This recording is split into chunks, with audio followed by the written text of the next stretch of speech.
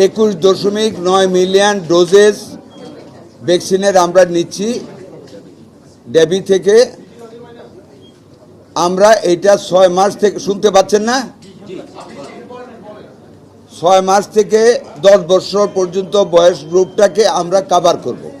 Number 1, আমরা Gabby থেকে এটা ধার নিচ্ছি, আমরা ওদেরকে রিপ্লেনিশ করব। হ্যাঁ, আমাদের যেটা আমরা কিনতে যাচ্ছি ইউনিসেফের কাছ থেকে টাকার পয়সা আমরা সব করে ফেলেছি, সেইটা দিয়ে ওদেরকে রিপ্লেস করব। নাম্বার 3, এটার রবিবার থেকে আমরা ফিল্ড লেভেলে ভ্যাকসিন পুশ করা ইনশাল্লাহ শুরু করব। শুরু করার জন্য কালকে এবং পরশুদিন 2 দিন আমরা ম্যাটেরিয়াল সাপ্লাই দেব প্রত্যেকটা উপজেলায়। আফটার দ্যাট আমাদের সকল ফিল্ড লেভেলে যারা এই কাজটা করে তাদের ছুটি বাতিল করা হয়েছে, যাতে করে নন স্টপ আমরা ভ্যাকসিন চালু করে দিতে পারি। এই ভ্যাকসিন কতদিন চলবে?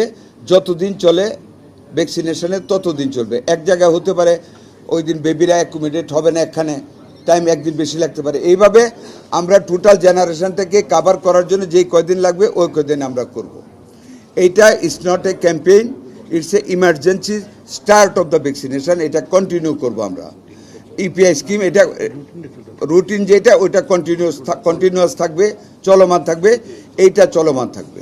আমাদের টোটাল কথাটা হলো আমরা অতীতের গভর্নমেন্টের মতন এটাকে কোনো গ্যাপ সৃষ্টি করব না। কন্টিনিউয়াসলি যদি লেফট ওভার থাকে ওইটা আমরা পর্যায়ক্রমে আমরা এই ভ্যাকসিনগুলি দিয়ে যাব। এইটুকুই আমাদের এই পরিকল্পনা। এরপরে কি জানতে চান বলেন?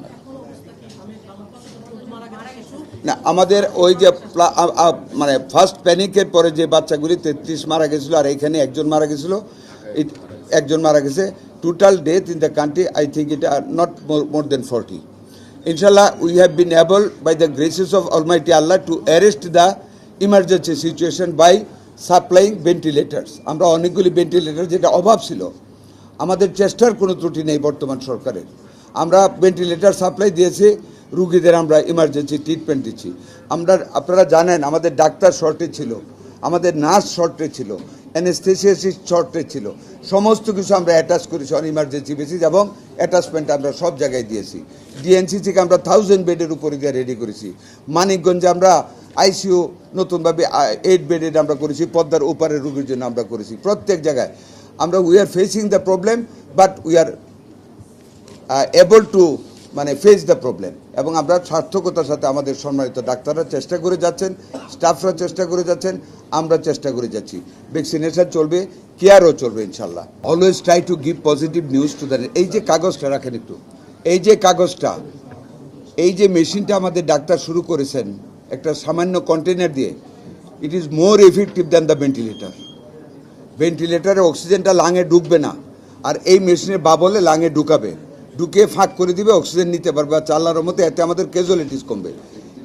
এটা আপনারা জাতিকে জানানো উচিত। আমরা চেষ্টা করতে যে আপনারা জানাবেন। এটা হলো bubble continuous positive airway pressure. রাখেন, bubble continuous positive airway pressure, CPAP। এটা একটু নেন, ধরেন, এটা সবারই দেওয়া দেন।